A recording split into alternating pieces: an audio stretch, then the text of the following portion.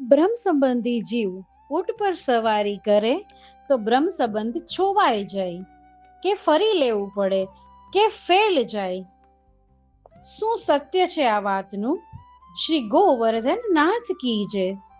આવો એક પ્રશ્ન વારંવાર આ એક પ્રચલિત માન્યતા ઘણી જગ્યા પર સાંભળેલ હશે, મેં પણ સાંભળેલ છે, બોલતા પણ હોય છે ઘણા લોકો. આ એક પ્રચલિત માન્યતા.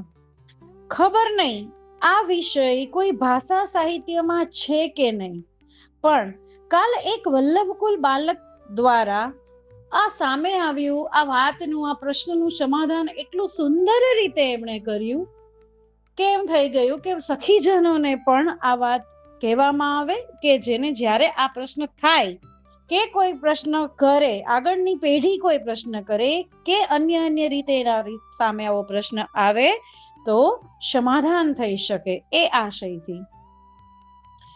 જો એક વસ્તુ નિશ્ચિત છે કે ભાષા સાહિત્ય જે અત્યારે છપાય છે, મળે છે, એમાં ઘણું પોતાનું મનના વિચારો ભેળસેળ રૂપ આવી શકે છે એમ કહું છું. એમ નથી કહેતી કે આવે જ છે. એક વાત સહજતાથી સમજીએ સખીજનો, કે બ્રહ્મ સંબંધ મૂળભૂત શું છે? તો કે મૂળભૂત રીતે સર્વદોષ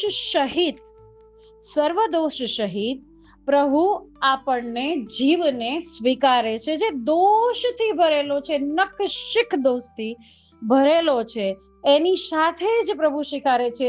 મહાપ્રભુજીએ પ્રભુને એ જ કીધું હતું કે આપ તો આટલા સુંદર, નિર્ગુણ, દોષ રહિત, અને આ જીવ જે ભૂતલ પર છૂટો પડ્યો છે એ તો એટલા બધા દોષ સાથે. ત્યારે શ્રીનાથજી બાબાએ આજ્ઞા કરી હતી કે વલ્લભ આપ બ્રહ્મ સંબંધ આપશો એટલે હું એનો સર્વ દોષ સહિત અંગીકાર કરીશ. વલ્લભ આપણું બ્રહ્મ સંબંધ કરાવે છે તો એમાં ઊંટનો વિષય અલગ નથી. દોષી જીવનો અંગીકાર પ્રભુએ સર્વ દોષ સાથે કર્યો છે.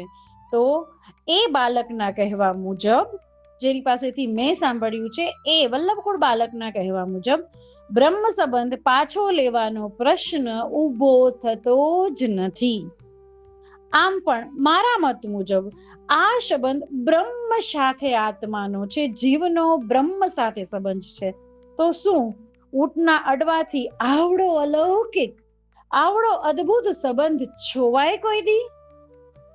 ક્યારેક કોઈ અપરાધ થાય તો પણ હરિનામ, નામ જપ જ પ્રાયશ્ચિત છે આપણા માર્ગમાં.